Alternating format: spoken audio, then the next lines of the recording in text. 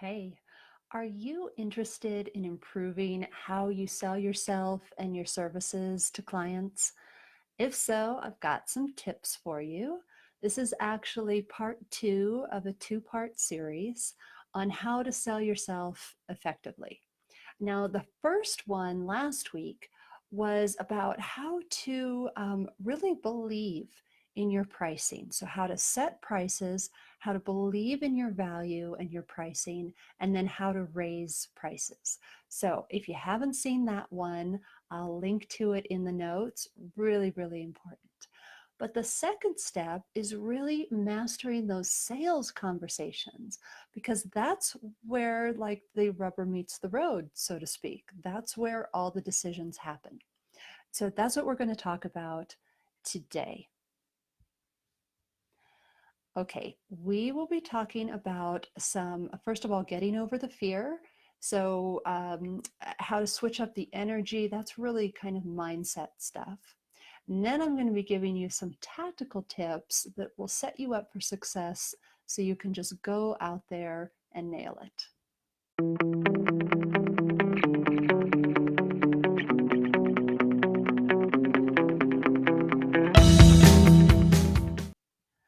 But first, I really want to talk about something which I hear so often, and I've definitely felt myself before. And that's kind of that underlying question of, but do I have to? Like, Jenna, do I have to have sales conversations? I just want to hone in on this because you guys, there is something really magical that happens when you have the perfect cocktail of neurochemicals going on in your brain. You just get this heightened state of awareness when you are really kind of challenged and put on the spot. And it's like nothing else out there. And so you don't want to skip that because what happens is it helps you really zero in on what it is that you are, what makes you special, what makes your offer special, how to counter objections, and especially how to explain that kind of stuff to people. And as much as you want to kind of sit back behind your computer screen and think it all through, it will never be the same as what you'll get out of it when you are in that heightened state that I just talked about. Now, it doesn't always happen right at the moment. That's something, I mean, raise your hand if this is you. This is so frustrating for me. But how often have you had a conversation where you are, you just kind of tongue-tied? You can't think of, there's something you really should be saying, but you can't think of what it is. And then afterwards you go back and you're like, oh, why didn't I say X? Like that would have been the perfect thing to say. So that feels really frustrating.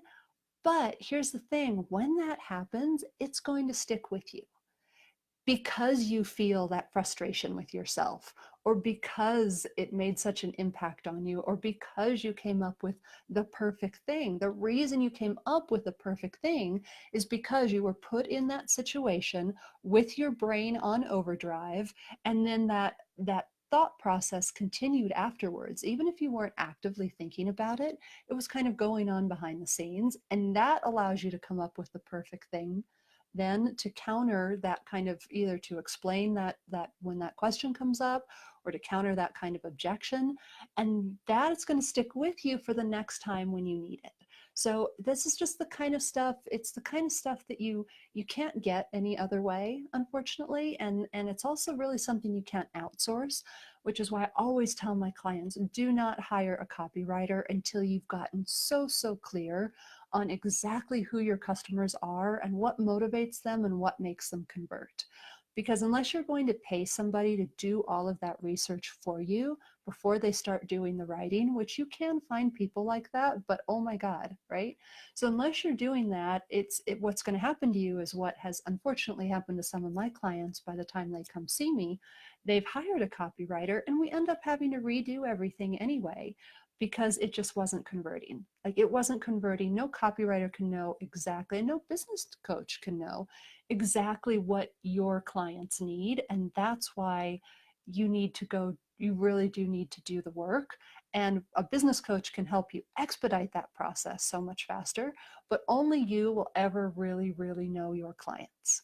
Okay, off my soapbox, on to the takeaways. So let's talk like reframing that energy and just getting over the fear of actually having that sales conversation. Starting with focus on something besides money. I know it seems like the whole thing is whether or not they're going to say yes or no, but there's actually a whole lot of other things, a million important reasons to have this kind of conversation. For instance, you get to know your people so much better. There's nothing like talking and having a good hour to talk with somebody, right? Or 45 minutes, whatever it is. And so that's really powerful. Like that should be win-win to you no matter what happens. Also, say you're going to be, hey, Anna, thanks so much for the thumbs up. Good to see you. Another thing is, what about like really there's a certain part of your messaging that you know is not quite on point and you are really going to work on that during this call and you're going to see what the reaction is. That's something you could only get with another human being. And so that's going to be a win for you no matter what happens. Another thing you could be doing is you could be just practicing, getting over the fear of it. You know that you have to do it. And this is a big one. Volume is a really important way to get over the fear. You know you have to do it a certain amount of times just to start feeling more confident with it. And so no matter what happens on this particular call, you know that you are that much closer to a yes because maybe you've had a certain amount of no's. You know it's a numbers game. You know it's going to happen sooner or later, and you're just out there kind of pounding the pavement, basically. Or what about this? What about if somebody then has an amazing conversation with you and for whatever reason they're not quite ready at that moment, but they know they end up having another conversation with someone else who is, and they end up referring like the perfect ideal client to you. Well, you wouldn't have known that if you weren't like really going fully into this conversation with no, like, I hate to say ulterior motive because obviously there's a motive to a sales conversation, but just allowing yourself to be open to whatever can happen and not be so fixated on the money. And that's made a huge difference for me. It's changed everything in my business. And it's something that I like to try and help people work through because you start feeling the difference and you actually kind of start enjoying these conversations. Here's something else. Think of it as a mutual interview. You don't have to work with that person. You may not feel like they're a good fit. So you're interviewing them as much as they're interviewing you. Okay, you don't have to feel like you're so on the spot and you're, up against a wall and you're being completely like badgered with questions. That's just not the way it works. You are the one in control of this conversation. You're the one leading the call. Last thing is, I think it may be more uncomfortable for them than for you. People, I haven't always done this. You might have done this before. This may be maybe your fifth sales conversation, your 10th sales conversation. You may have done it before, but they haven't done it before. And if they have, they haven't done it with you. They don't know what to expect. They don't know what kind of maybe hard sell is in the ropes or, in the works for them. They don't quite know what they're walking into. You have a pretty good handle on what your conversation is going to be like. And so think of, feel some compassion for them. That way you can kind of get out of your own head and just kind of be in a more giving mode that will make them be so much more receptive to what you have to offer. Okay, that's getting over the fear. Let's talk tactics. I know that's um, the important good stuff for you. Okay, first of all is to let them talk themselves into it. I fully believe that by the time people get on the phone with you, they pretty much know deep down whether or not they want to work with you. And so it's like I mentioned already, it's difficult to get people onto the phone. And once they actually do that, chances are you've got a really good possibility of finding like mutual agreement with them. So just remember that part of them already knows and let them do most of the talking so that they can talk themselves into it. And the way you do that is by asking a lot of questions rather than doing a lot of talking, and asking really strategic questions as well. So you want to ask questions that will lead them closer and closer to their own realization that yes, they need to work with you. And one example of a really powerful question for that is like, why now? Why is this coming up for you right now? Why are you feeling compelled to make this big change right now? Allow them to think through that. Allow them to think about, well, actually, I'm at the point right now where if I don't make a change, I'm just going to, you know, I may just close up shop. I mean, that's a pretty dire example, but sometimes it does get to that point. And so let them come to that realization for themselves. And it will be so much easier to then make a sale at the end of the call. And then when you do talk, show them that you're the one, and then tell them that you're the one. Those are actually two different things, but they're both really, really important. So let me talk about showing them that you're the one. You show them you're the one by asking the right kinds of questions, like I just mentioned, and then really listening to what they're saying so that you can use their own words when you kind of paraphrase and summarize what they've been saying to you so that they know you understand and so that they know that you're an active listener, that you really care about them. And then you also show them you're the one by including stories about other clients, including testimonials, so that they know like it's not your first rodeo. You have helped other people come to this result. And that is big. You want to like put these little nuggets of information in there throughout the call. You can talk about how you understand because you remember another client that said something similar. You can talk about how that client then went on to get X results.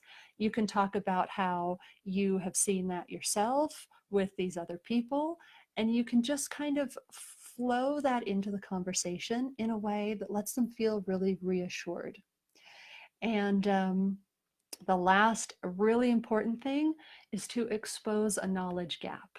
So you need to let them, you need to show them you're the one by letting them know that they don't know everything yet, and that they can't really do it on their own. Or if they are going to do it on their own, it's going to take them so much longer, so much more trial and error, maybe be more expensive, depending on what your industry is. But the way to do that is to show them, is to tell them about something where they finally realize, oh, I would really like to know how to do that. I actually don't know how to do it. And so, for instance, right now, when I was talking about questions you could ask that would really lead your clients closer to a sale, I gave you one of the questions, but I didn't give you all of the questions. One is because that's a really big, long conversation, and that's something that I would do probably in one or even more coaching calls with somebody, is to really talk through this process customized for them and their industry. But it's also because part of what I need to do and what we all need to do as service providers is move these people into a place where you know they will get the results. You know they're not going to get the results by doing it all on their own. And so part of the way that you actually help them and at the same time show them that they don't know everything is to expose this knowledge gap, is to show them, let them think, oh my God, I don't actually know all the questions to ask in a sales call in the right way to move them towards a sale. So that by the time I get to the actual sales process part, it's all like the decision's already been made. I don't actually know how to do that. So that's what you need to be doing, is you really need to think about where your clients are, where they need to be, what is missing, and then help them see what's missing and what can be achieved by working with you. And that comes down to my final point, which is actually telling them that you're the one. So many people skip over this, and especially so many women skip over this. We feel like we need to be humble, but the truth is that when someone comes to you, they are confused, they are in pain, they are suffering in some way, they're frustrated. They really want someone to tell them, hey girl, I got you. I got you. This is what I do. I can help you with this. We're going to get there. That's so powerful. It's such a relief when someone can finally say that to you. And so you need to actually say it on the call. You need to actually let them know, yes, you can help them. And one last thing is to let them know how you're different and how your service is different. And you need to be able to articulate that really well in a very kind of caring way so that they can see that you are actually the one. And this comes for you. You actually have to say the words. You actually have to tell them why you're different, why you're the one to help them, why it's going to work out, why this is going to be amazing. And do all of that before you even bring up money. And when you do bring up money, be the one to bring up the money. Like no one wants to bring up the money. So you're leading the call. You need to bring up the money conversation and just make it really simple, low drama, because it's just an exchange of services. That's all it is. And so you can just say like, okay, well, should we talk about the investment now? Or should we talk about the price now? Or keep it really casual. Should we talk about the dollars and cents now? I mean, allow it to be kind of an icebreaker. Usually, when I say something like that, people kind of laugh and they chuckle and they're like, yeah, let's do it. And it just changes the energy. So don't make it a big thing, you know? Just put it out there because you all know you're going to talk about money sooner or later. And that's just something that you, as the leader of that conversation, need to do. Okay. Hope you got some good stuff out of that. As always, drop questions into the comments. Message me anytime. I'm always here. I'm always rooting for you. Go out there and make some sales. Have a great week. Bye-bye.